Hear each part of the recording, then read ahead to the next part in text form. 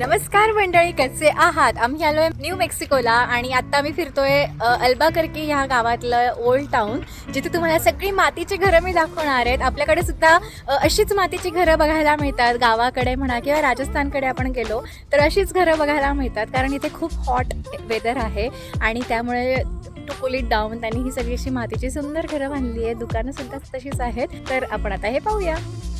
तर इथे आपण घरं बघितली तर आपल्याला त्यांचं आर्किटेक्चर सेम दिसतं आणि त्याला म्हणतात अडॉबी पोएब्लो आर्किटेक्चर. म्हणजे जे इथे मूळचे अमेरिकन लोक राहतात, पोएब्लो, त्यांचं इन्फ्लुएन्स आहे. हे सगळी त्यांचीच घरं इथे बांधण्यात आली आहे. तर फक्त घरच नाही, तिथले हॉटेल्स, रेस्टॉरंट्स, ऑफिसेस, बँक्स, शाळा हे सगळे अशाच प्रकारे इथे बांधण्यात आले आहेत.